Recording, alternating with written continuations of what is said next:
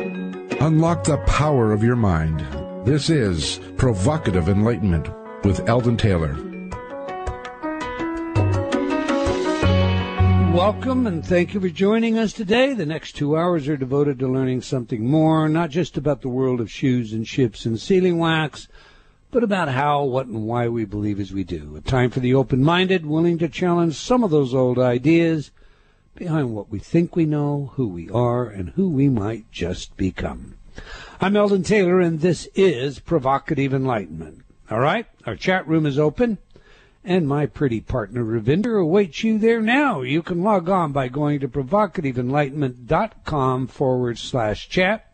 We do have an outstanding chat room, so Ravinder, tell us all about it, please. Yeah, I would invite everyone to come join us in the chat room. We have a great group of people, really stimulating conversation, and an extra dimension to the interview that you're carrying on in the air. So it's it's I'm on the air or in the air. I'm juggling.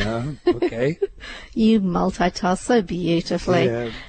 So I would invite everyone to come join me. That's provocativeenlightenment.com/chat. All right. In this week's Spotlight, we turn our attention to pomp and bluster. Pomp and bluster of the spiritual sort. There is little doubt but what most, if not all, of you have encountered that person who knows everything there is to know about how one can be saved. They possess the exclusive truth, and if you will but follow their guidance, you too can be saved. Perhaps if you're at all like me, you've thought something like, I'll be saved when I can get away from you.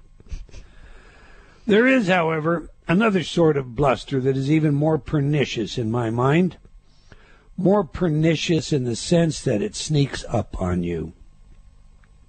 It begins with premises that sound oh so good because they make sense and pass the initial truth test. One such argument begins by suggesting that in the beginning there was God, the Creator, or in Aristotle's words, the unmoved mover, and the Creator divided itself and created all things. Now this sounds just as logical as the proposition in physics that says, in the beginning there was singularity, and the Big Bang divided this singularity into all things. In other words, somehow singularity divided itself, since there was only singularity in the beginning. Now the flow to this premise goes like this. Since in the beginning there was only God, and God divided himself creating all things, then God resides both within and without. This premise naturally and logically follows the first premise. Therefore, some have argued, the obvious conclusion is that you are gods, all of you. And in today's parlance, that translates to you're entitled. After all, as a god, you should have everything. You deserve it because of your birthright, born as a god. All good things should flow to you because the gravity of your godly being is such that it literally pulls the benefits of life right out of the fabric of the universe and directs it to you. If you but accept the glory of who you really are. So let's think a minute about a God. Let's say a God that we would choose to emulate, to worship. Is this God selfish? Is this God intent on getting everything possible, making every fantasy, wish, or desire come true? I mean, maybe this God would like all of us to play some role, like actors in a Shakespeare play. In this scenario, the world is, what? I guess predetermined. We all have our roles. And some of us get goodies while others get feces. There is no free will.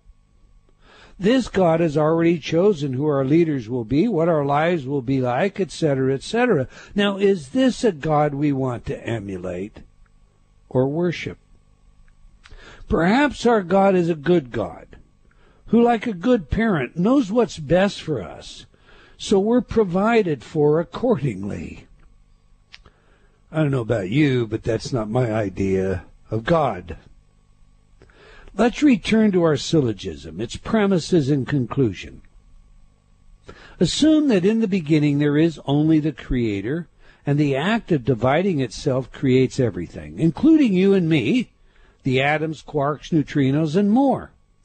Then the squirrel, the frog, the snake, the pig, the cow, the celery, the tomato, and so on. Everything is God. When you breathe in the air around you, you are breathing God. If the criterion applies that we are therefore all gods and deserve, what exactly is it we deserve? Does the chicken deserve to be farmed and slaughtered as it is? Does the dog deserve to be fattened and eaten? Indeed.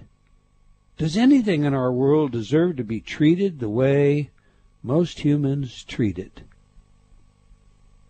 It would seem to me that if we are gods, we should behave as though we are gods, worthy of the title. I, for one, do not find comfort or peace in the idea of a self-centered, selfish God any more than I find reassuring the notion of a completely permissive parent. I would challenge you to think about what sort of God you are choosing to be, and then compare that to the God you find worthy of worship. Your thoughts on this one, Ravinder? Oh, I really like this one. There is so much food for thought. You know, you really highlight the convenience of some of the information that is put out there. You know, you're a god, so you deserve everything. Everything should come to you, all abundance. You're right where you should be. All of those things are such convenient answers when you think about, you know, we are all part of God, which means the chicken and the tomatoes are part of God too. I tend to think what we're supposed to be doing is appreciating the God in everything and treating it accordingly. So what you had just said about, you know, the chickens in the chicken farms, they don't deserve to be treated that way.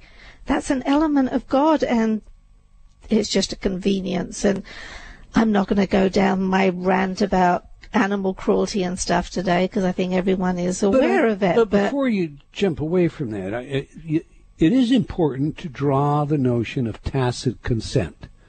Definitely. If indeed we don't think animals should be treated the way they are treated in our food process, they should be appreciated differently. Maybe if they're slaughtered like the Native American used to, with honor, with respect, etc.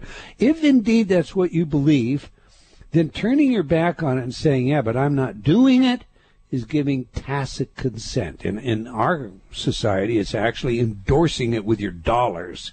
So I think that's worth. That is definitely my argument, and that is where I have come down to this last year. I am not participating in that anymore.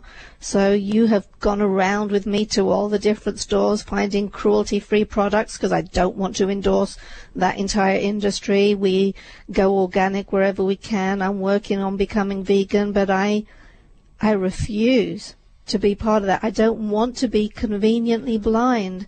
And I think lots of people are. They're just conveniently blind. The information is there. I have to tell you, folks, I'm going to interrupt her a minute. She is so serious about this, she even checks the farms, dairy farms, for how many cows they have, because when they have these 1,000 head of cows, she knows that they're being machine treated and handled like the numbers. She wants to get that farm that's got 50 to 100 cows, so she's not joking. I definitely do. I mean, if you've got 1,000 head of cows, you cannot remember them all. If you've got 50, then you're going to treat them with, you know, a great deal more respect. So yeah, when I'm buying organic milk that I'm trying to come off of, but I haven't managed to yet, but when I buy it, I have checked out the farms, and yeah, there is a popular dairy in the Spokane area, and when I looked it up, they have at least, you know, the average is 1,000 head of cows, and the other one has the 50, so that's where I put my dollars. I will work at that one. That I do see the God in, or I try to see the God in everything. I'm working at it. It's a process. You do well. Okay. Every week I read some of your letters as our way of paying respect to the very important role you play in making this show successful. Last week, our guest was Judy Backrack, and we discussed her investigation of death journeys. Mabel wrote, I love the attitude of Judy Backrack. She is so easy to believe because she is not pitching anything. She is just telling us what she found. Elizabeth wrote, love your guest. I love that your guest is not religious. That lends a special credibility to her words. Consciousness survives death. Gwyneth wrote, wonderful show today. I liked your direct, no-nonsense questions. You never disappoint. Mark wrote, I would like to make 2 points regarding the radio show last week with Judy Backrack. First, she recounted the story of a lady she had interviewed, who upon passing saw black and white circles in the stars and heard the message that her life had been a joke and she did not exist and that her entire life, including her toddler, family, and everyone she knew had never existed. When she returned to her body and life, she said that it took her years to reconcile the idea of the message of non-existence with her daily life. For me, the notion that she did not exist is a contradiction, since she could not possibly be conscious and not exist at the same time. The prerequisite for consciousness is existence. Secondly, I applaud the way Judy conducted the investigation, attempting to root out any bias and get to the facts. Her findings that consciousness is independent of the body and exists after death seems compelling and raises further philosophical questions about the nature of existence and our place in it. However, it is important that we do not commit the error of introducing terms such as heaven, which are based either on pre-established religious or vague definitions to describe what those who passed on experienced. The standard of the fact-finding method of our investigation ought to be extended to further inquiry so that we can begin to establish a clear understanding of the nature of existence and our place in it, and not one skewed by religious interpretation. April wrote, I love your show and I adore your Intertalk CDs. They have made such a huge difference in my life, all for the better. Jeff wrote, love your Intertalk CDs. I can really tell a difference in about 3 to 4 weeks, so I am returning for the round me out completely stuff. Well, good for you, Jeff. Clarice wrote, my sister told me about your site and I love it. I have been listening to Stress Free and I must say that I am a lot calmer about things that are going on around me. Raymond wrote, I have started to use a few of your CDs and I find the technology amazing. Grace wrote, I found about you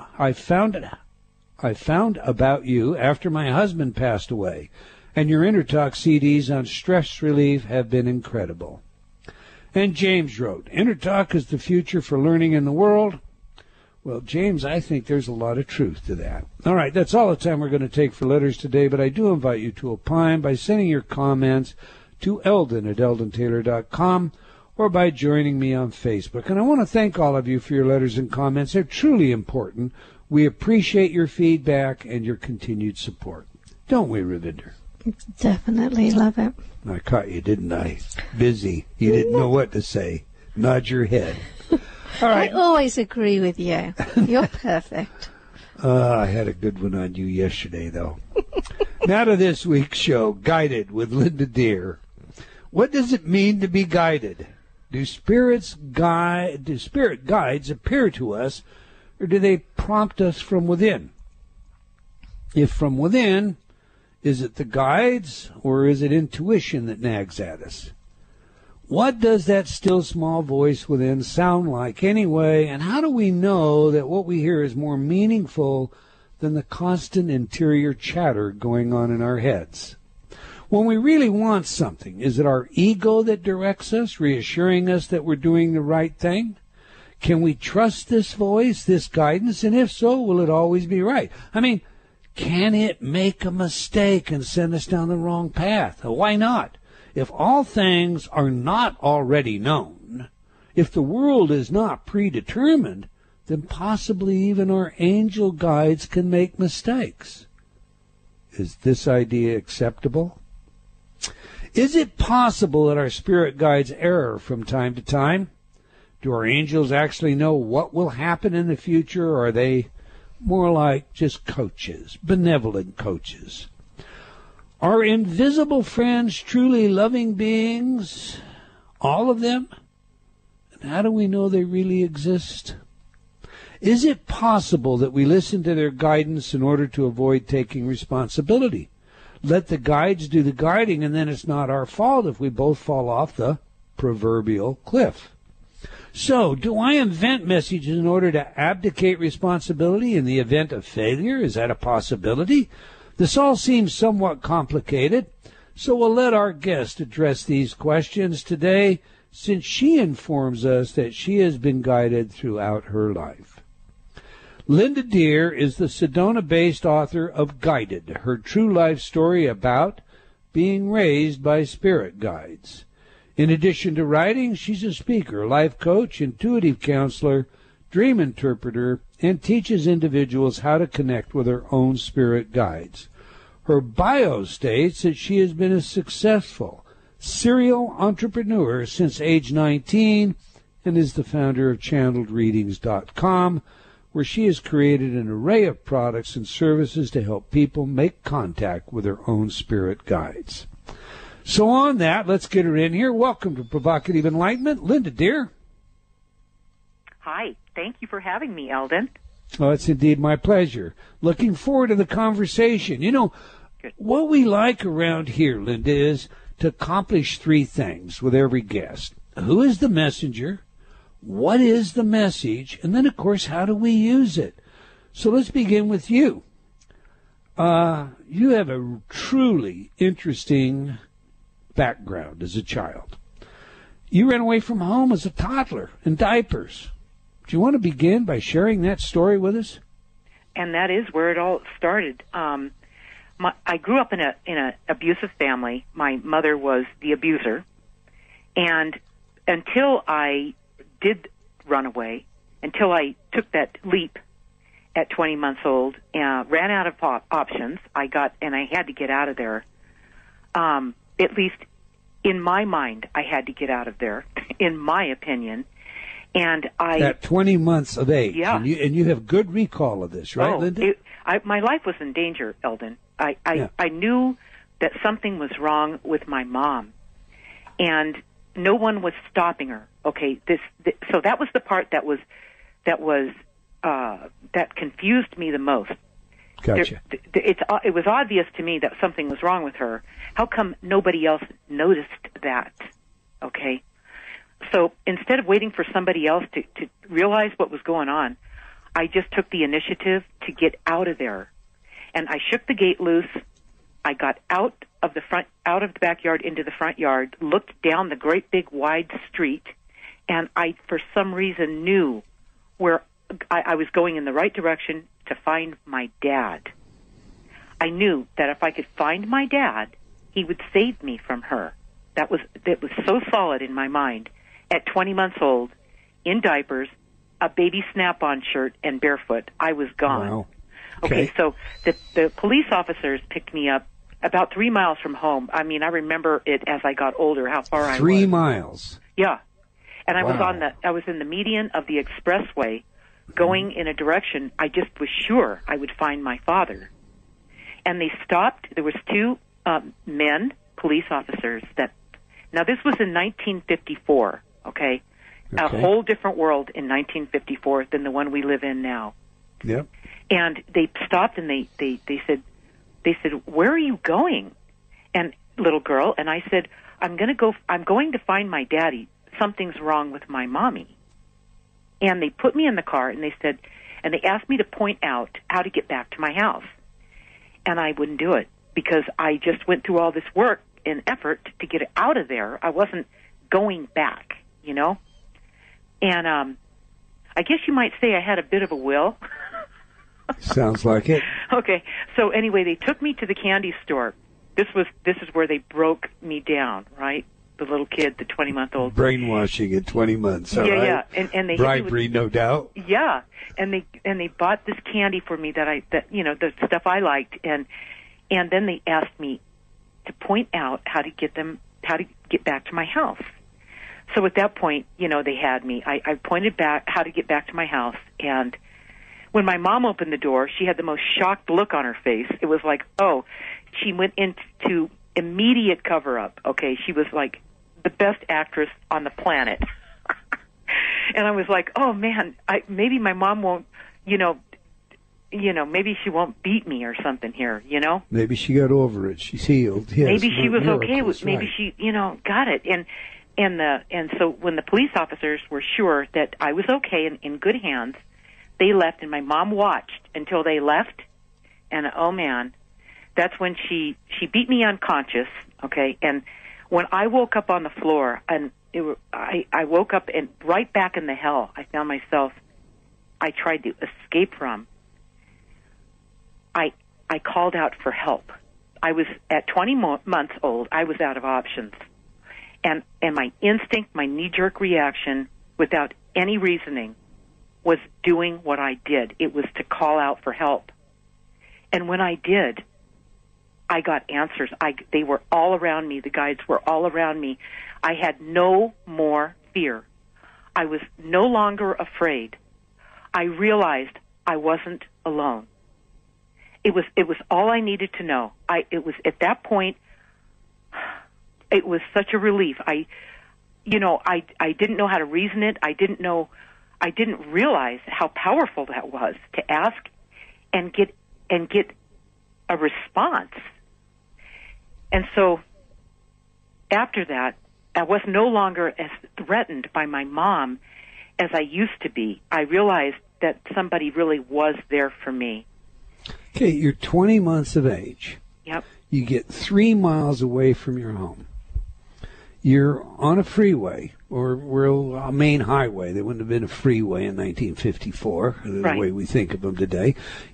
So you're on a state highway. In the medium of that state highway, when law enforcement picks you up and takes you to a candy store. Yes. Right? Yes. Okay. How on earth do you know your way home from that candy store? I mean, are you giving them directions in the car? Turn right here, turn left here? Yeah, I pointed out. I didn't know what the street names were, but I knew how to get. I mean, my mom and dad had taken us out of the house enough times where I knew how to get, in that short distance, I knew how to get back to my house. That's incredible in and of itself. Most people have very few memories of 20 months of age, let alone this is one of the things. That kind of direction. You got homing pigeon in you? You know, Eldon, this has been the story of my life. I have a memory that's unbelievable. I always have. I can remember things nobody can remember. And I really to this day, I don't understand how come people can't remember things. Like, to me, it's normal, okay? But I don't understand why they can't do it. I have to share a funny story with you on memory. I just can't avoid this one, Linda. It has nothing to do with guys, but yesterday was my birthday, and my wife decided she was going to pull off this big surprise. And lately she's been complaining about her memory. She'll come into a room, like I have a recreation workout room. She'll come back. What did I come back here for? Oh, my memory. And she'll walk off shaking her head. I keep telling her, your memory's fine. That happens to everybody. But all right, I'm passing the kitchen in our offices and I see the lights are off. So I stepped in and she has all these gifts up on the table. So I grab them all and I run them into the bathroom and put them in the shower. Okay? I get in the car and I drive away because I've got to pick my son up from high school. That's about 45 minutes from my office. In a bit, I hear from my wife on the phone. What did you do with it? So what are you talking about? I have no idea what you're talking about. Do what with what? I'm telling you, she was frantic. That's funny. I finally couldn't hold it. I broke up laughing, and she figured it all out. Bless her heart. She's a sweetheart. Isn't that right, dear? Yeah, and you're mean to me. Sharing all my private secrets on Facebook and now on the air. All right, Linda, we have a hard break. We're going to go to that. When we come back, I want to know more about your guides. They appeared to you. You saw them. So we'll discuss that. We're speaking with Linda Deir about her life, work, and book, Guided. You can learn more about her by visiting Linda Deir, and that spelling on the last name is D-E-I-R, lindadeir.com. Remember to join Ravindra and Andrea in the chat room. You can do that by going to provocativeenlightenment.com/chat. Do stay tuned. We'll be right back. You're listening to Provocative Enlightenment with Eldon Taylor.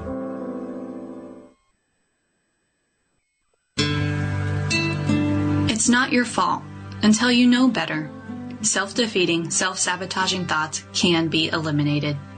It may be difficult to accept, But the fact is, magnetic resonance imaging shows us that your subconscious mind makes almost all of your decisions, while your conscious mind makes up reasons to explain your choices. In order to rid yourself of those self-defeating thoughts and ideas, the fear and doubt that can hold you back, you must change the way you talk to yourself. Nothing does this faster or better than our patented inner talk technology. Scientifically proven effective in the most rigorous of scientific studies, inner talk has repeatedly been demonstrated effective. Change has never been easier. Now you can improve your life almost automatically by rewriting the scripts hidden away in your subconscious. Guaranteed to work. No reason to wait. So don't delay. Go to innertalk.com today. Unlock the power of your mind. This is Provocative Enlightenment with Eldon Taylor.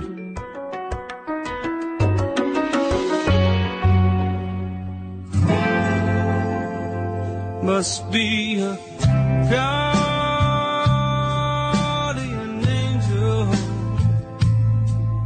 watching over me. Must be a higher power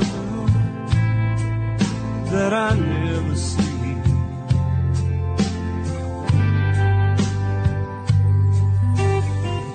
When I was a young man, the country was a war. So many didn't understand what we were fighting for. So I took my number and I got in line. A lot of good friends' names were called, but they never once called mine. Must be a guardian angel watching over me. Must be a higher power that I never see.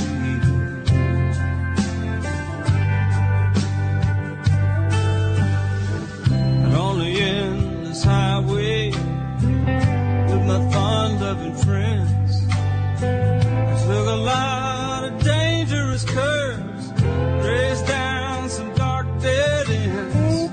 I remember the chilling sound, the screams, the crushing steel. It's a miracle I woke up alive behind the wheel. Must be a guardian angel watching over me. Must be high. Welcome back. If you just joined us, we're chatting with Linda Deir about her life, work, and book, Guided, A True Story. Now, we ask our guests for 3 songs that have genuine significance, real meaning to them. Music has been demonstrated over and over to have powers over the human psyche that can bring us back from a coma. So, we asked for this music because it provides some special insight into our guests. All right. Linda, we just played Guardian Angel, performed by Leroy Parnell. I think I can guess why this one is important to you, but you tell us. Well, it's all about being looked out for. Your guides, if you just listen, you'll get that gut feeling, that hunch, that intuition, that insight, that dream, whatever it is. They speak to you, they guide you, and they protect you. And they're always there. It's us that aren't tapped into them. It's us that miss these signals and signs, this telepathy and this insight. Not them. They're always with us. Okay, I have to ask you this: when you use words like telepathy, etc., do you consider yourself to be psychic? Oh yeah, everyone is. All right, so I just want to kind of get that on the table. Let's go back then. I said that we would discuss your guides. Your guides appear to you. You're 20 months of age. How many of them are there? Describe them. How do you know that they're They're not real human beings? I mean, how are you reacting to this other than, okay, I'm protected? This is the first time that I was, what would you say, shocked. The word shock is the right word here. Okay. Shocked so badly that I was absolutely open to what was possible, okay? So now it's the shock that your mother brought to you, beating you unconscious, right? That was not the shock. Okay, what is the shock? The shock was waking back up into this life, finding myself right back where I left off. Okay. That was the shock. It was bad enough what she did. The shock of still being here. Imagine that, okay? That was bad. That was a very low time moment for me when I realized this. And I couldn't believe I was still here. In other words, Eldon, it would have been easier had she just took me out, okay, at that point. It would have been easier. Okay, but But no, I found myself still here, okay? Uh-huh. And when I did that, now remember, I'm 20 months old. Yeah. I'm closer to where I came from than actually being here, okay? Especially in my situation where I was in a violent, abusive family. I was with my mom, okay? She was awful. And I at that point, leaving this place would have been a pretty easy exit, all right? I wasn't real attached to this place. This story, by the way, I want to tell our listening audience, this story is on YouTube, complete with photos, and we'll be playing that in our chat room during the top of the hour break. But it's incredible. I mean, when you say, imagine I'm 20 months old, I see you. I see the picture of you. I say, in the white toddlers. I mean, I imagine it. It's very real. What I have difficulty imagining is how anyone could do that to an infant, and how you possibly could have, somehow managed to keep it all together and have the retention and the recall, etc., that you have. It was the exact reason that I have it. Now that's really wild. The fact that I had to reach harder, farther, work harder, stay more focused and concentrated, such and a horrible pay memory attention. that you couldn't get rid of it if you wanted to. No, That's I had no place to go. The indelibility that we're talking about, right? So you wake up and here are your guides. Right. What do they look like? How many of them? They were okay. People think of their guides as physical forms and thick, dense beings and angels with wings and all this kind of stuff, all right? Right, yeah. That's never been the case for me, ever, all right? To me, they've been I'll start where I remember them, okay? They've been light. They've been warmth. They've been a feeling that's so strong, something is there, all right? They've been an awareness. They've been a connection. They've been a remembering, a familiar feeling where I knew I came from. They were my friends, my old friends. That's who my guides are. And so to when me, you came to, I want to continue picturing this. So when you came to, you're alone, you're on the floor, you're in your crib. No, I'm on the floor. I'm in shock as I wake up back up to this. And this warmth suddenly surrounds you. And I had to ask. Right. Okay. I'm sorry. That's right. You asked for help, and out then loud. It suddenly surrounded you. Out loud. Okay. Uh-huh. And when I asked, Eldon, I asked with my heart. I was out of options. Okay. There was no way I could have continued here with how I was operating. Okay. Mm-hmm. And when I asked, that whole feeling, that whole energetic, that ambiance, that love, that support, and those familiar friends were there, okay? Okay, now you use the word plural. So discriminate. How many there's friends? not one. You see, they never work in a single unit like we think of ourselves here. Mm-hmm. We think of ourselves as a single unit in this world, in these bodies, okay, as a human. Mm-hmm.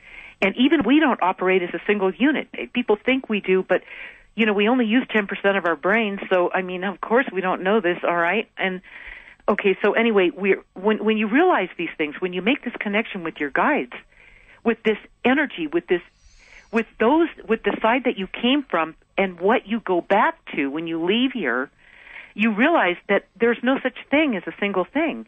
This is a collective. This is a collective assigned to guide you, and we all have them.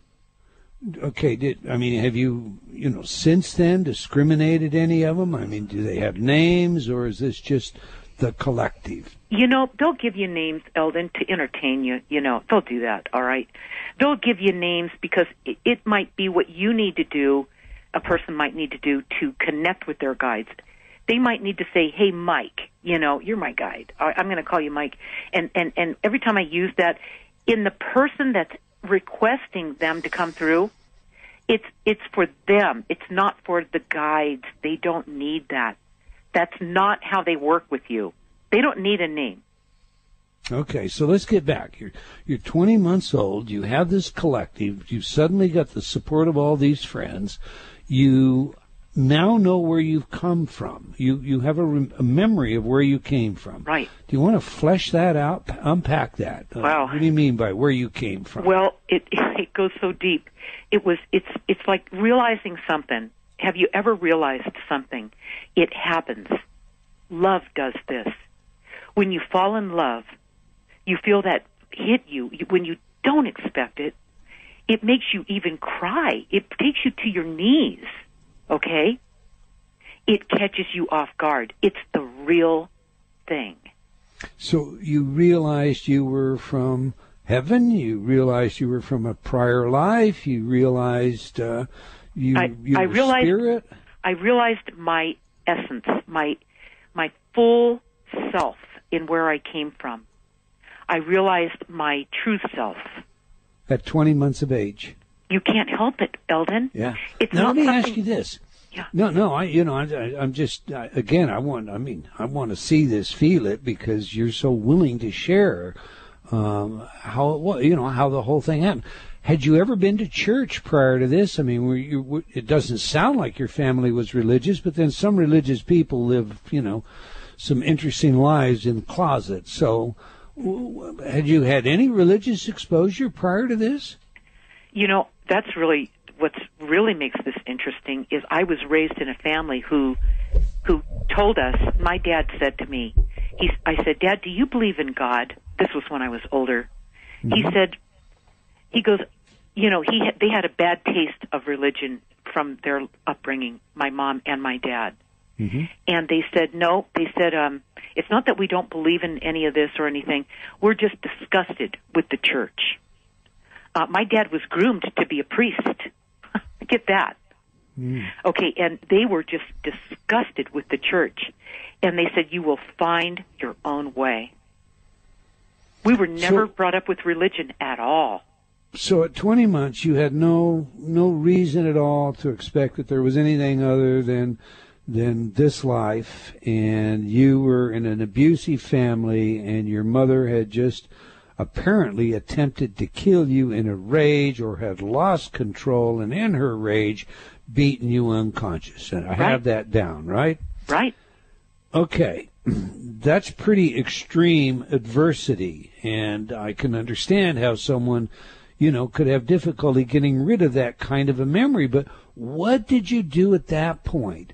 How did these invisible helpers, this collective love that surrounded you, how did it do more than reassure you that if you were killed, you'd somehow continue to live?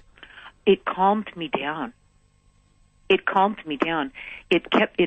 the first step into not taking it personally, what was going on around me. And I know that sounds That was the real early part of me just beginning to baby step into what it was that they were presenting to me. See, they don't teach you anything, Eldon. Your guides don't teach you a thing. Okay. What they do is they present things to you like the yellow brick road. Okay. They put things on your path that you choose to step into and experience or not. So, just again, to flesh this out, what we have now is you're 20 months of age. You realize that, your quintessential self is not trapped in this body for eternity. You're now feeling more sheltered, protected, and I take it you must have, integrated that into feeling your mother was sick, and it wasn't about you, it was about her. That's right. That's exactly right. And even though I didn't understand what that was, okay, I mean, as I got older, I got more confused about, what happened to her, Something happened to my mom that made her, blow off like this over and over again throughout her life. And that was really, that was another reason, when you're born into this life, here's a really hard thing for people to wrap their brains around, is that we pick the people, the families that we choose, that we come into, we choose them. So can you imagine I chose something like this to come into? Well, I'm sure that by now you've got some karmic obligation you've figured out you must have brought to this life in order to do that. Well, it made me, as I roll forward here, it made me into the person that I am. It allowed me to reach deeper and understand what's really going on here in a very unique way. So it was a crucible that made it possible for you to carry out your life purpose. Yeah, it did. What's your relationship with your mother like today? Well, my mom passed away in 2006. Okay. And just before she did, I didn't talk to my mom. I knew, I just stayed away from her. I had nothing in common with her, She never stopped. She never stopped trying to take me down. She never stopped. I mean, it just was constant. She just hated me, Anyway, when she was dying, she called me like a couple weeks before she passed over, and she said, she just told me that my daughter ripped her off for $46,000 and that she wanted to see that she paid for what she did to my mom. Now, I hadn't talked to my mom in, probably been 20 years. It was very sparse when it happened. My dad died. There was my mom, certain things like that. Mm-hmm. But when she got into this, she was really vindictive and nasty and awful. And I said to her, do you realize that you're dying? And she said, yeah. And she went right back into wanting revenge and gossiping about people and doing all the things she did, that she always did throughout her life, Eldon, I was completely shocked. Yeah. I was shocked. I'm going, I can't believe it. Here's a person completely going to leave this world not ever getting it. In my world, that made absolutely no sense. How interesting that was to see that, Right. And how difficult at the same time, because clearly that bond was never repaired, and it is a natural one, and so she passed in a state of alienation. It was, I didn't look at it like that. Again, your guides, when you work with your guides, they teach you not to take this stuff personally. It's not you. That's somebody else, I honestly didn't feel any of that when my mom died. I didn't. Let me ask you this, because the psychologist in me says, that's admirable. On the other hand, is it denial? The fact of the matter is, how do you know that these are your angels, your guides, and this isn't, mechanisms that are there to protect you? We call them psychological mechanisms, and so you are it isn't that you don't believe that this is going on, but is it possible that somehow you are generating this at an unconscious level? That's a good one. That would be when I was a little kid, when I realized what was going on around me, and it was nonstop. It's one thing leads to the next, to the next, to the next. Okay, it made me more sane, not less sane. Okay, we're not talking about sanity. Yeah, we're just talking about normal defense strategies. I mean, we are made in such a psychological way that we are going to do all sorts of things, from justify, rationalize, sublimate, etc., in order to find methods that we can live with ourselves, we can like ourselves, and we can find value. Let me just step sideways from that for a minute. Much of your book is about dreams, and according to behavioral science, our dreams are orchestrated by our unconscious and often express our fears and world to resolve themselves of unresolved conflict, the kind that you would have been forced to deal with your mother. And further, I mean, because you had repeating dreams, I think, for over 30 years. Right. Where repeating dreams are concerned, there's a theory that's called threat simulation. And what it does is it states that the biological function of dreaming is to simulate threatening events and then rehearse the threat avoidance over and over. So in a Gestalt theory basically views recurrent dreams as representing a person's current state of psychic difficulty. And, I guess my question is this. Is it possible that the dreams you have, or that the voices in your head, the invisible aspect of this coaching that goes on, can be explained according to some psychological theory? Or do you have, at least in your own mind, tangible evidence that, no, that's not what it is? Well, probably the most interesting part, where the dream I had, the merry-go-round dream, from the first time I could remember until I was 35 years old, all right? Right. And what caused it to stop then? What caused it to stop is I started taking dream classes, and I started understanding what these dreams, and the merry-go-round dream was just the most profound dream I had. But I've had dreams my whole life that showed me things, all right, that guided me. And when I went to the dream classes, Eldon, I really, the merry-go-round dream, stopped. So I can only surmise that once I started stepping into the whole reason for having this merry-go-round dream, to understand that, what these dreams are really all about, what they're telling us all the time. Did the dream stop? It was like it was pointing me in a direction that I finally stepped into. Okay. And of course, a lot of dream therapy, and we've interviewed several people on that. I have a couple of favorites of mine, indeed, a psychologist here in Washington that I've chatted with at great length, who's been on the show a number of times.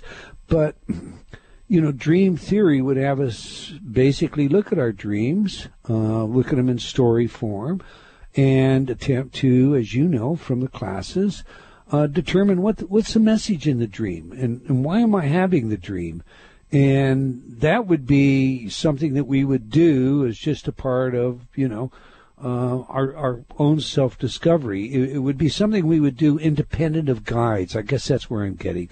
So what I really was trying to lead you to is the remarkable story you tell of your guides materializing, I'll just say stuff, the materialization that was produced around a photo.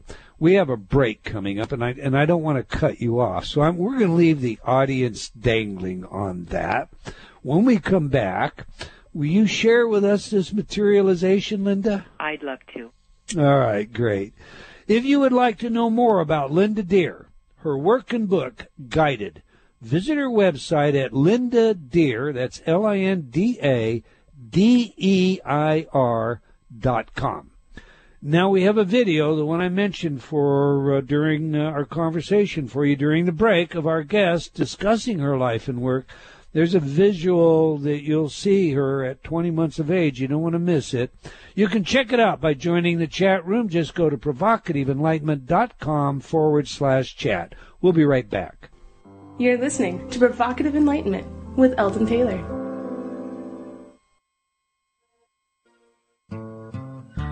What is one thing you wish you could change about yourself? What if you could make that change happen with the click of a button? With InnerTalk, Eldon Taylor's patented and scientifically proven and effective technology, change begins to happen the moment you hit play. InnerTalk works by priming how you talk to yourself, and when your inner self-talk aligns with your outer goals, anything becomes possible. Visit www.innertalk.com to find your tile today.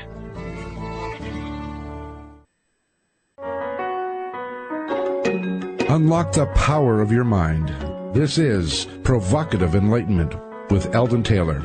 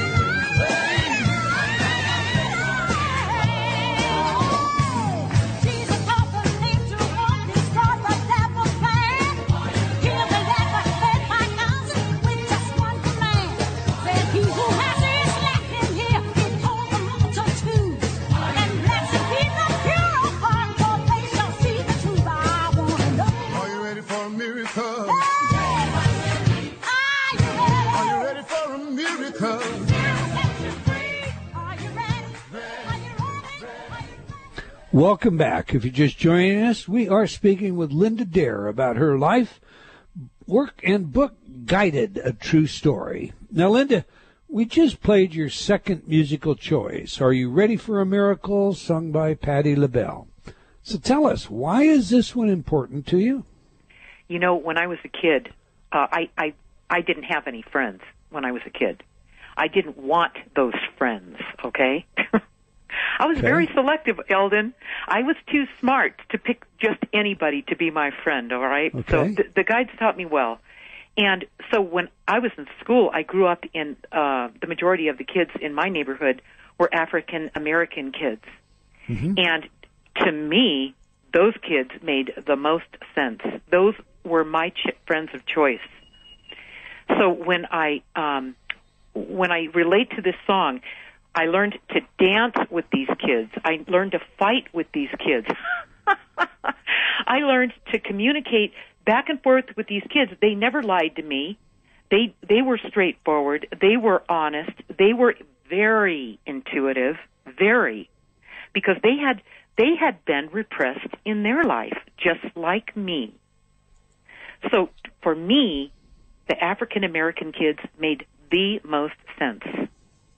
So the revival music reminds you of the African American church when you were young?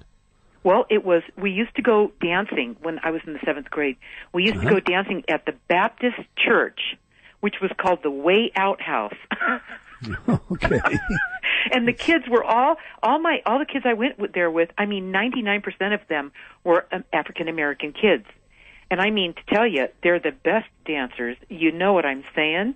Sure. And I learned to dance from them. Those guys were they just were the best. They were the best singers, the best dancers, the best athletes. I've always been an athlete my whole life. And I lined up with them. They made the most sense. So outside of the fact that they were, they had their religion, whatever it was, I wasn't religious, but I really liked these guys. They made the most sense to me. So that's why the song, it's a powerful song. You just can't not feel good when you hear that song, It's a powerful song. Amen, amen. All right, before the break, I asked you about materialization, but I'm gonna ask you to hold that because I didn't have you unpack the merry-go-round dream. You had this for 35 years. You attended a dream class. The dream stop that would presume that you have determined why you were having this dream and what the message was. So, again, unpack that for us, please. Well, it really, I didn't understand what the total message was with that dream until I actually wrote the book Guided. I mean, when I wrote Guided is when it really showed up, okay? Because when you sit down and you write a book like this, it's there. I mean, the guides are with me. I'm writing it with them. I'm co-creating this book. I'm not writing this book by myself, Eldon. Okay.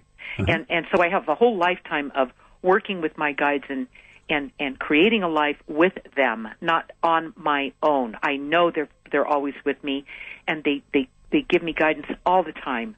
I have a very smooth communication with them.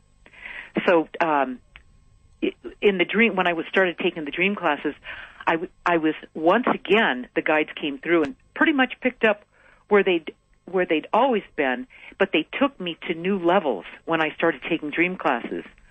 They started teaching me precision flying. Now, this isn't in the book, what I'm going to tell you right now. Okay, this is just one other thing that they taught me.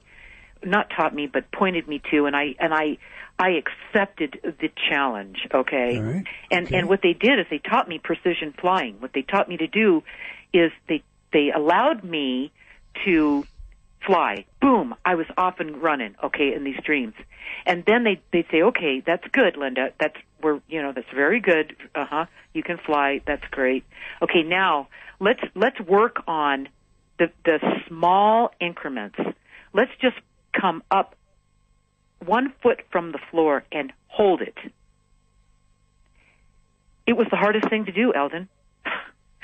They taught me, and that's why I call it precision flying. This could show up in another book. And when they taught me to do this, it was like I had to really focus my energy to hold it in that one place. And then they'd say, okay, now go back down. And I'd be standing on the ground again. Then they'd say, okay, come up 2 feet off the floor and hold it.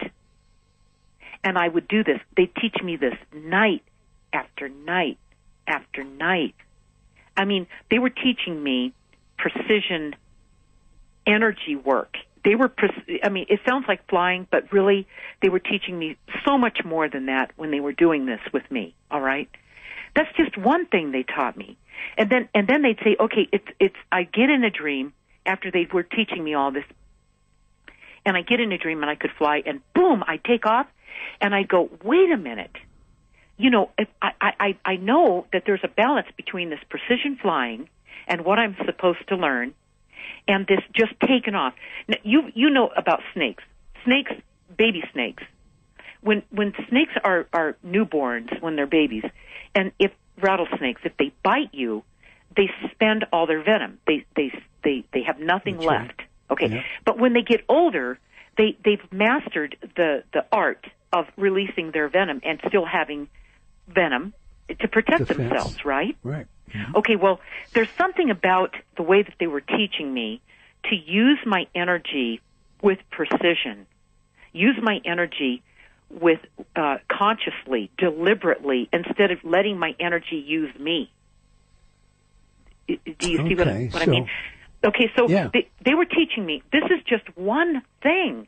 Okay, they've come through and they present themselves. When we talk about guides, spirit guides and angels, all right, when I use that language, I'm using the language that people understand here, okay? Okay. When I see them, none of them have wings. So how could I call them angels, Eldon? Do you see them as individuals? I know I've asked that again, but or you just when you see them, you see them collectively? No, I can't say that. You know, the photograph on the front cover of Guided, have you seen it? Yeah, of course. I've got the book right here in my hand. I read the book. Okay. Looks like maybe a spinal cord of a human being and some stretched out wave of light, maybe like an overexposed X-ray. There you go. That would describe it. Now, that's a pretty dense, where I got an opportunity to capture a pretty dense form of what they look like when they appear, all right? A lot of times to people, what they appear as is shadows. That's why they call them ghosts. But I don't have that experience. I have light. This is light. When you see this spirit guide angel on the front of Guided, the photograph I took 21 years ago in 1994. And when I took that photograph, she appeared in the room right out of nowhere, all right, bigger than life, and I happened to have a camera in my hand. Okay, so I took the picture, and when I took the picture, she completely dissipated. I say she because I feel it to be a female form. That's my personal feeling about it, all right? And she's beautiful. I mean, she's about as beautiful as it gets. It's just the full body, including the face. If you look at the top of it, you can see the face breathing out, all right? And they came to me in a dream about, now you hear me move to the they? Because I know that even though this looks like a single unit when you see the front of Guided, this is a collective energy, all right? And so when they came to me in a dream about a couple months later, they told me that I was going to write this book. They said it would be about relationships with my guides and explaining this to people. It would be easy to write, and that they appeared so the world could believe. Okay, so you've covered the materialization. And that was the photograph that you took of the collective that we just described. That sat on my mantle for 20 years. But you still haven't told me what the merry-go-round dream was about. The merry-go-round dream was about my job in this lifetime. Going round and round? My job in this lifetime was to help people realize to help people realize that living a fear-based life is not the answer. I mean, the whole world is living a fear-based life, Eldon. And in this dream, with all these people going into fear, letting go, flying off the merry-go-round dream, and dying, okay, that was so shocking to me. I was always the only one left on that merry-go-round. I couldn't believe it. It was the best feeling. It was the best dream I ever had until these people started dying. And round and round till everyone died. It would go faster and faster, right. And as it speeded up, people got scared, let go, and died. So the representation here is, if you allow fear to take over, you escape the merry-go-round. What the lesson was in this dream, and they came through as I wrote Guided. They even got more clear about what this was all about. Okay. Okay, and the way they explained it in the book Guided is they said that the biggest tragedy of our times is going to be that people will have died living fear-based lives. That's the biggest tragedy. So I want to get to that too, but let's flesh out a couple of other things that we can here, because this whole subject of guides is very intriguing. You heard the setup piece. Can our guides be wrong, or do they know everything because it's predetermined? Well, here's how it works. It's really not about your guides being right or wrong. Mm-hmm. It's about the person getting the information. The person has to be able, they have to know who they are. And I really have to step through this. This was the first thing my guides pointed me in the direction of learning, was finding out who it was that I am. Until you know who you are, you can't trust yourself because you don't know who you are. And when you trust yourself, when you can trust yourself, the guidance that comes through, you know, because you trust yourself, because you know yourself, you know what you can act on or not. It's not about your guides being right or wrong, Eldon. Now, Linda, I've talked to a lot of channels over the years and a lot of psychics, and they're open that sometimes they just get it wrong. They just misunderstand. They just get it wrong. Well, then, if you know who you are, I'm going to go back to the same point. If you know who you are, and when you know who you are, you can therefore trust yourself. Okay, my question is, have you ever got it wrong yourself? Have you ever got it wrong? Have I ever gotten it wrong, the guidance that I got from my guides?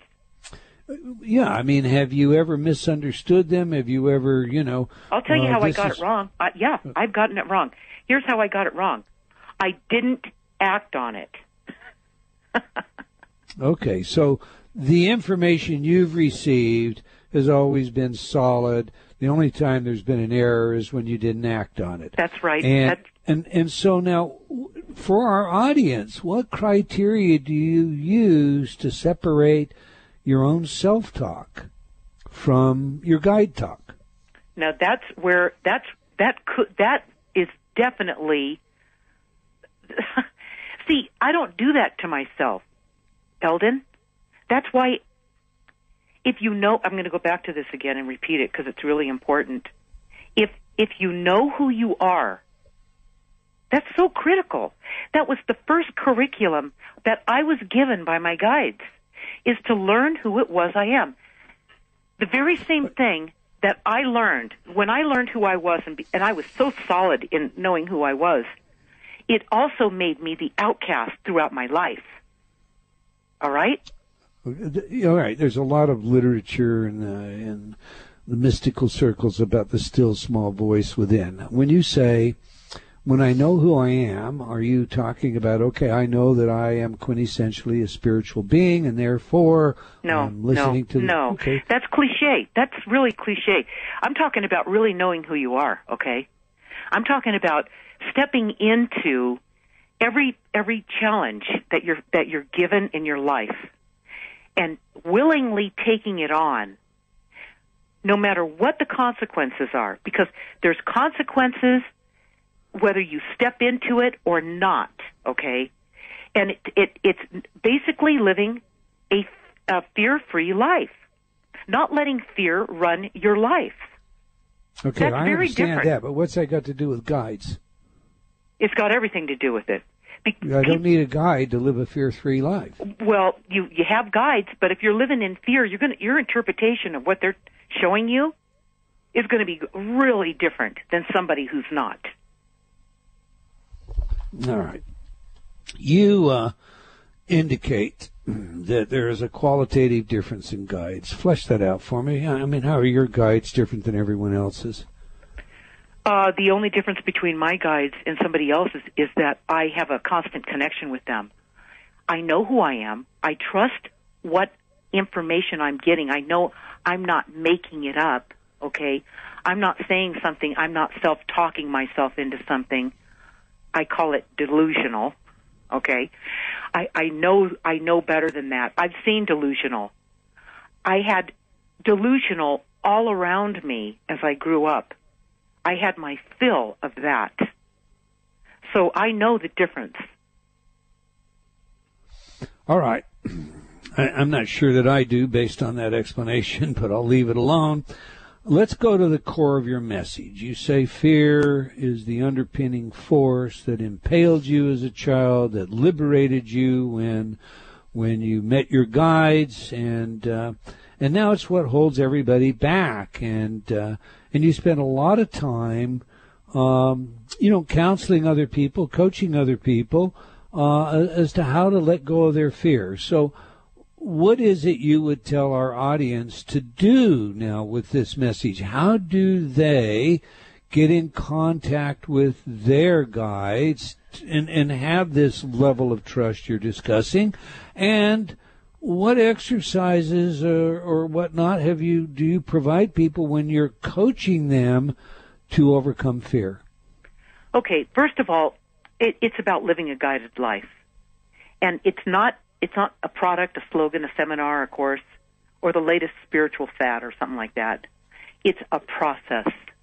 It's a process that everybody already has. They just need to realize that it's working for them. It's already there. It's like, let's talk about the difference between meditation and being guided. In a meditation, you have to stop your life, and you have to empty your mind. When you're guided, it's the opposite of that. It's with a similar effect. You don't stop your life. You just become more aware in your life. And you don't empty your mind.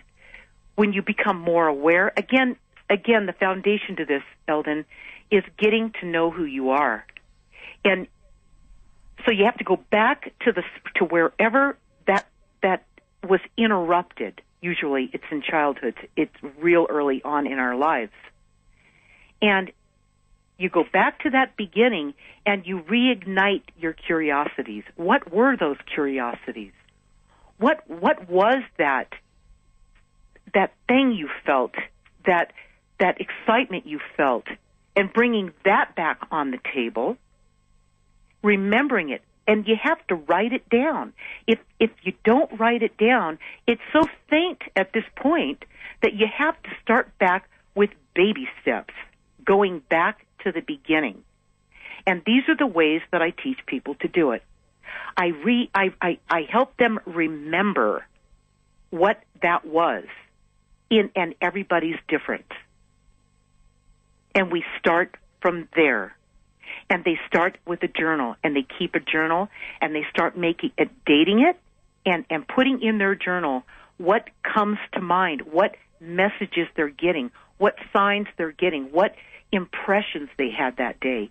And they start taking it out of the ethers and cementing it into this world by writing it into their chronological journal. Give me an example. I hear what you're saying, but give me an example. I mean, just put some flesh on this skeleton. Someone you worked with, and they went back and they remembered at a given point, and then they began and da da da da da. Give me an example. Wow.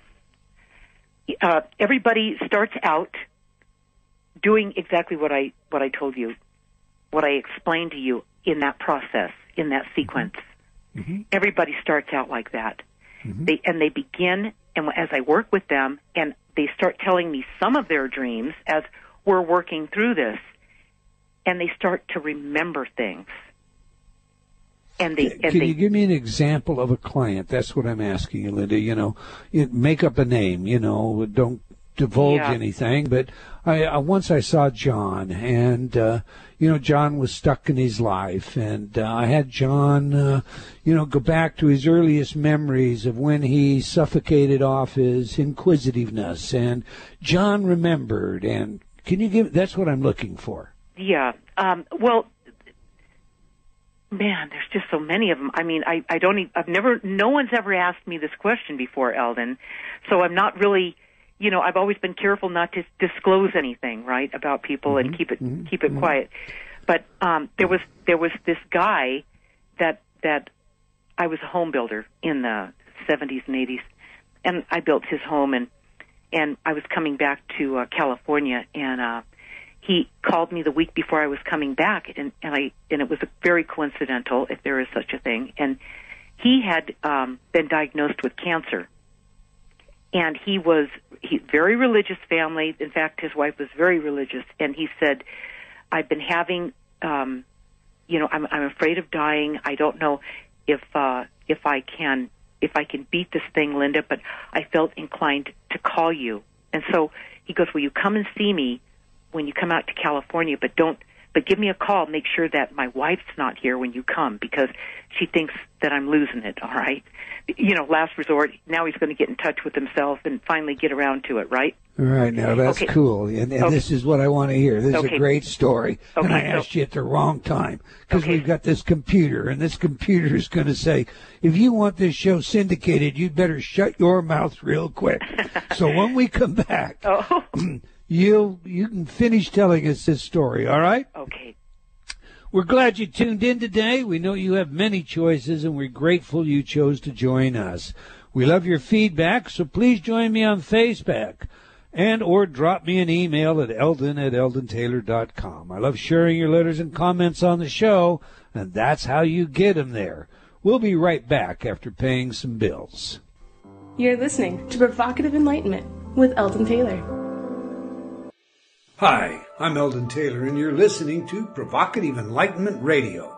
I'm so glad you could join me as we tackle those tough questions in search of the answers that really matter. But remember, this is a journey we are undertaking together, so I would love to hear your thoughts as well. Please send your comments to Eldon, that's ELDON, at eldontaylor.com. You can also join in the conversation by joining me on Facebook at Dr. Eldon Taylor, that's DRELDONTAYLOR. Now, back to the show.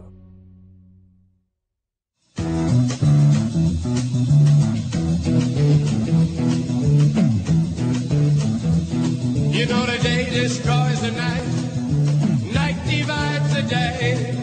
Try to run, try to hide, break on through to the other side, break on through to the other side, break on through to the other side, yeah.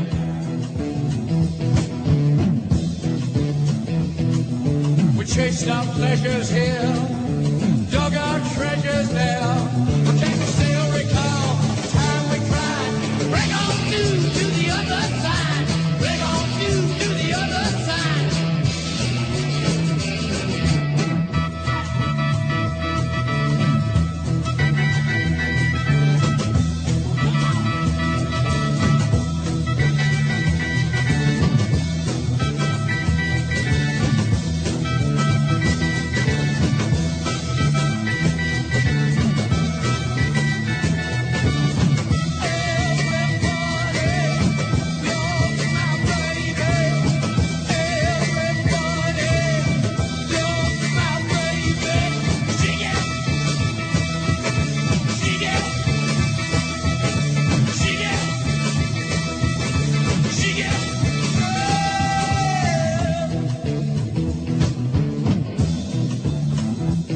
I found an island in your arms, country in your eyes, arms are changes, eyes are light, break on through to the other side, break on through to the other side, break on through, oh yeah!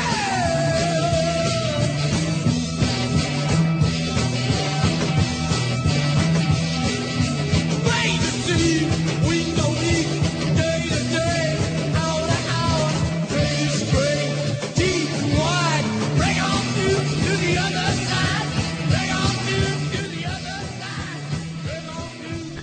Welcome back. We've been chatting with Linda Deir about her life, work, and book, Guided. In this half hour, we will take your calls. So if you have questions, give us a call or advance your comments and questions in our chat room. And remember, I do love your comments and feedback, and a great place for that is on Facebook.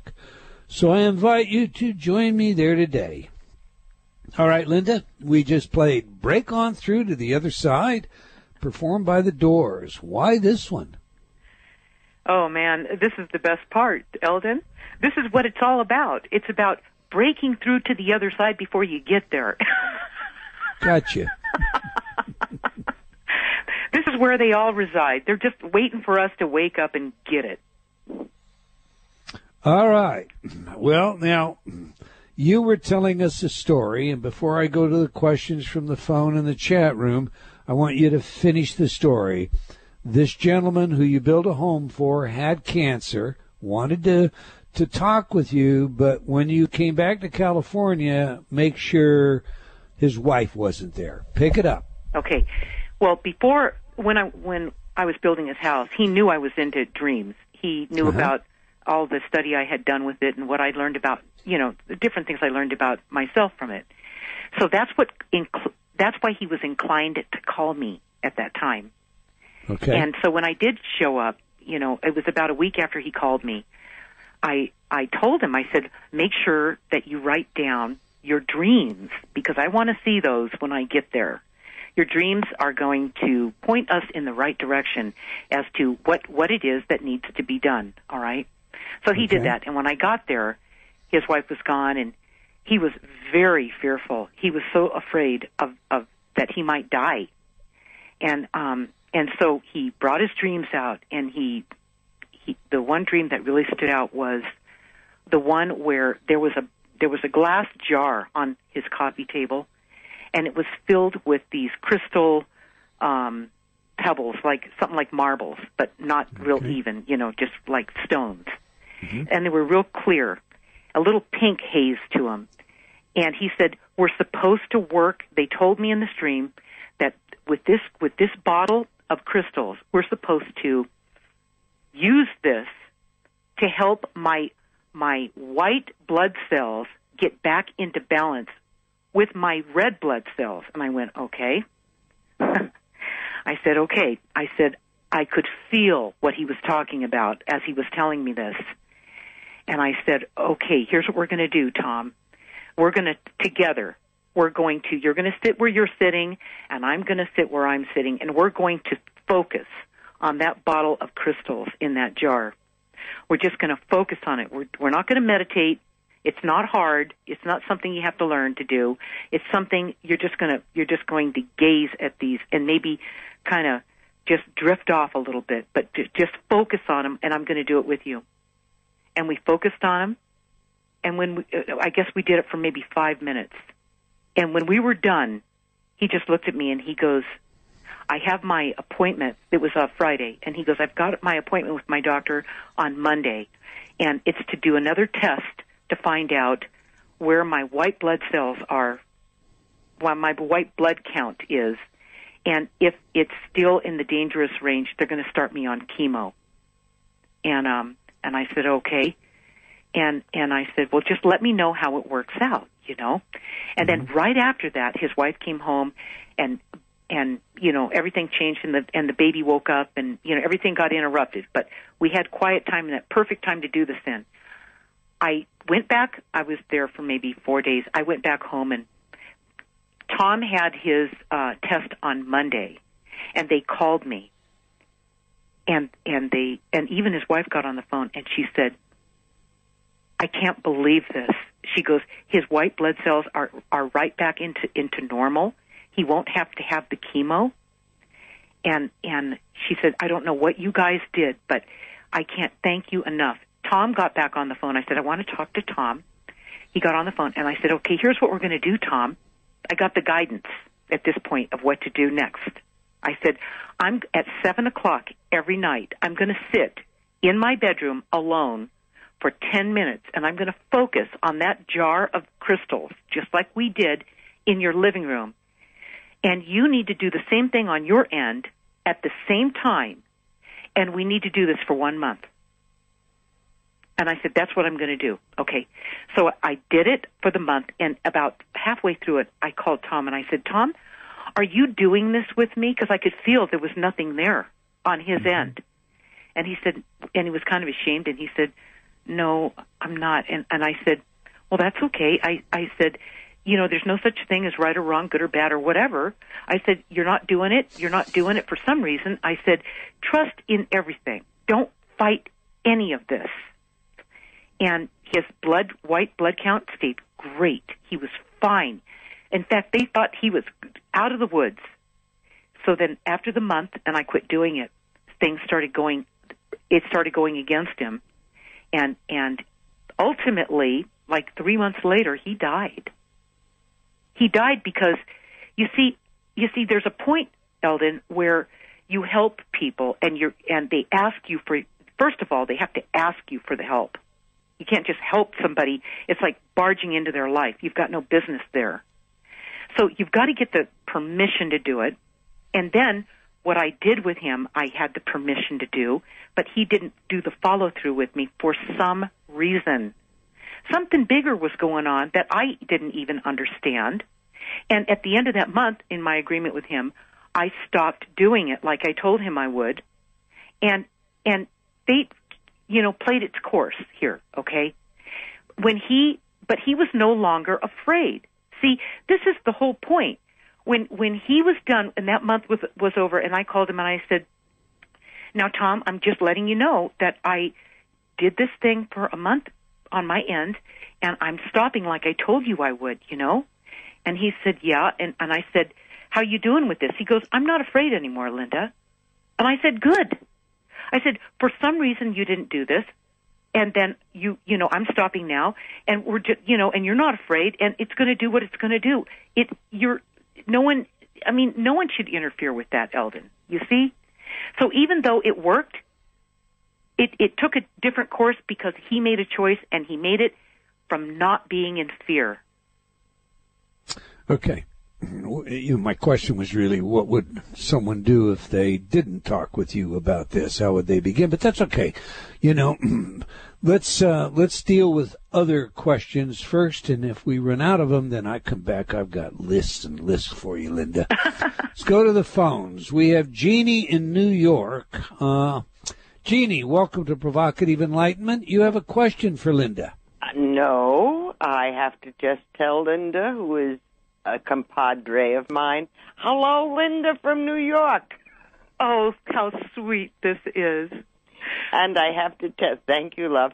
And I have to tell everybody her book is marvelous, and so is she. We first met on a show together. There were, four of us gals? Yeah. And it was fantastic. And we're all intuitives. We're all healers and psychics in our own way, and our function in this world is to help. And everything Linda just said is 100% correct. All right. We appreciate you calling, Jeannie. It is my pleasure, and you, my dear, are a doll. Thank you, Jeannie. Thank you, Jeannie. A pleasure, Linda. All right. Let's go to the chat room. Out of the chat room, Richard says, she's not the only one who's ever been without options and have cried for help. What makes her different? I don't know. I'd have to talk to that person to find out exactly what they're referring to. When you're a child, when you were 20 months old, you wake up and you're in shock and you cried for help. You got help. But Richard's question is, I cried other for people help, have done that and they didn't get help. Yeah. So let's assume that they were older when they remember doing it. I'm sure that everyone's done it, but they maybe didn't remember it when they did it the first time. All right. I happen to remember it early on. But when you ask for help, when the 20-month-old baby asked for help, the 20-month-old baby asked with its heart. It's the intention that I asked with that made this all possible. It's when you ask with your heart. If you just ask for it, let's say you just go, how about $1 million, There's no heart in that. Or if you ask for somebody else, it's a whole different energy, a whole different feeling, intention, when you really want to help somebody else than when you're asking for yourself. All right. So the answer is you were helped because of intention or intensity Yep. All right. Out of the chat room again, CB asks, what are some clues to follow from potential personal guidance for those who may not have fully developed knowing oneself? Or how does a guidance newbie who may not fully know oneself know they are getting help from their guidance group? Okay, here's what you need to do. You need to start writing down the guidance that you suspect you're getting and date it. Put it in a notebook and keep it in chronological order. And don't look back at it for a month. And then when you look back at it, you're going to know the you from the them. You're going to know immediately, you're going to see the difference between what you're telling yourself and what guidance that you're actually getting. That's clear guidance. You have to write it down. You have to bring it out of the ethers, and you have to put it into this world. And it manifests itself to you as a storyline after you've done this for 30 days? It's all disjointed. It's pieces of this and that. This will usually not be a fluid flow of information. That will happen later. But in the beginning, it'll be sporadic, static. Some things that come through will be, what was that? And that, you can be sure, did not come from you. Are you supposed to keep a journal of what goes on in your life as well as the dreams, so you can look? I mean, maybe last night I had a dream that seemed really silly, but 3 days from now it's not so silly in light of what takes place on that given day. Are you keeping concurrent diaries of that kind? Absolutely, of your dreams as well as in your day life, as in terms of what happens, what you think. What you might think you thought versus what came through you instead of from you. Do you have a template for that you use with people? Not at all. Nope. Okay. You just do it the old-fashioned way, Eldon. You just start doing it. There's no preparation. It's already happening. All right, Mark out of our chat room asks, how do you know whether a guide is of the light? Can there be imposters who mimic guides? Well, I've never had the experience of having somebody that was not of the light throughout my whole life. The only experience I've had with dark energy is people here on the planet. I've met the dark energy right here on the planet. My mom was one of them. But I've never had them come through and them be a dark energy. So I can't answer that. I have to ask you this question because you bring it up. Your mother was a dark energy. You just identified her as that. Did she just suddenly get smart when she crossed over, or is that dark energy still there, or how do you account for that? No, they're unevolved. They're still, they leave. You leave from the same premise, the same place, the same person that you are. That's what you take with you. Okay. Now, all the metaphysical, mystical circles talk about, these different realms that exist on the other side. And in trapped, earthbound, trapped entities, whether reported in NDEs or through mediums or poltergeists, etc., and so forth. I guess where I'm going is Mark's question seems to suggest that he might have a concern that an entity of that type, begins to communicate with you. What are your thoughts? Is that possible? Eldon, I've never had the experience. It's never happened in my world. It's never happened. I've never had it happen. Okay. Yeah. Okay. So he'd have to ask somebody else that question. The closest thing I can come to an energy getting stuck in my reality, what I've experienced is somebody that I knew died. And I knew he was. I knew he was going to get killed. I knew it a week before he died, and I said, "Quit driving the car so fast. Don't quit driving so fast. I know something's going to happen to you." And he did indeed get in a car accident, a head-on collision, and died. And he came back to me and physically materialized 3 separate times within a 4-day stretch right after he died. And he said to me, I was in shock. I was like so distraught that he allowed this to happen when he knew better. And I was distraught. I was angry with him. The whole thing, you know.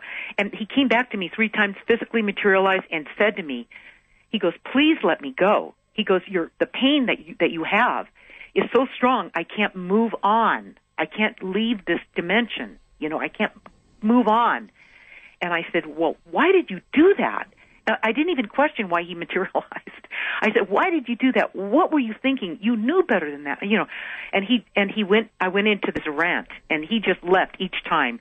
And each time he came through, he said, "Why, release me, let me go. Your pain is holding me back. It's so painful, Linda." And the third time, he physically materialized again, and then he left. And he wasn't dark energy. There was nothing wrong there. Okay, he just wanted to be released because the guilt that held him to the earth plane is what really happened here, from being irresponsible and getting himself killed like he did, really just upset the apple cart with everybody in his life, you know? And so that was one of those experiences that I had, but it wasn't a dark energy. It was where he couldn't move on because I was so distraught over it. Okay. I hope that helps that person a little bit. Well, there's another question out of the chat room. A little more intense question indeed. Many people are desperate. How about the Jewish people during the Holocaust? I am sure they asked for themselves with great intensity. This question would reflect on the first one that Richard put forward, obviously. I suppose the answer to that is guides don't always come to you, or do they always come to you? You're the expert, Linda. You know, I'll tell you, my ex-mother-in-law was Jewish, and a very devout Jewish woman. I loved her, okay? And she told me that when I was, you know, the work that I did, she said, "You know, Linda," and when she was alive, she said, "I don't understand what it is you do, but I just adore you." And then it was, I don't know, it was about 10 years later, I divorced her son. and then she died. I didn't know she died like 4 years later. And she came through to me. I didn't even know she had crossed over. She came through to me and she said, "You know," she goes, "I understand what it is you do now. Now that I've been released," these were her exact words, "now that I've been released from my body, I see things for what they are." And she said, "I understand the work you do now." And she said, when I was still there, she goes, "I didn't believe in the afterlife." Now, when I did some research on this, I realized I came across a passage where I realized the Jewish people don't believe in the afterlife. And well, I went, not all. Some yeah. do. Some okay. don't. And I thought that was interesting, Eldon. And when she told me she didn't believe in the afterlife, but then she realized that she was my mother in a previous lifetime in Europe, in Germany, okay? Mm. I just went, wow, this is amazing, you know? So when I answer this gentleman's question, what comes to mind is maybe the people in that time, maybe a large part of them didn't believe in the afterlife because of their religion, and maybe that's why that couldn't reach them, you know? Interesting idea. That's only. I would love to ask you many more questions because your guides have guided you through life. I'd like to ask, did they guide you into a marriage that ended in a divorce? Did they guide you into serial entrepreneurship, building homes to building websites? But the answer is we're yes. out of time, and I want you to have the ability to tell everybody how they can get a hold of you, get copies of your book, etc. So you have 30 seconds. Let her go. Okay. The website is Linda, DEIR.com, and they'll see the book there. They can just click on it. It'll take them straight to Amazon.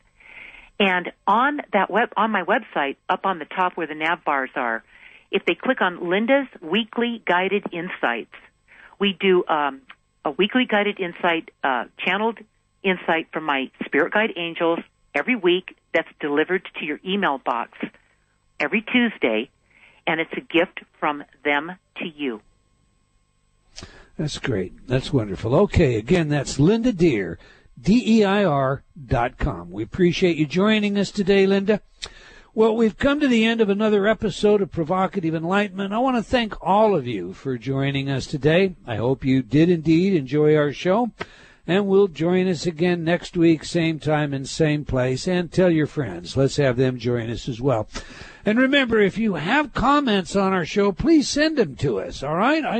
I like to put them on the air. We like to share both sides of all issues. Okay, until next time, wherever you are in the world, remember, believing in yourself always matters. Provocative Enlightenment has been brought to you by Progressive Awareness Research and other sponsors. Provocative Enlightenment is a syndicated show and appears on other networks. For a schedule of show times, visit provocativeenlightenment.com. If you're interested in becoming a sponsor, write to Eldon at eldontaylor.com.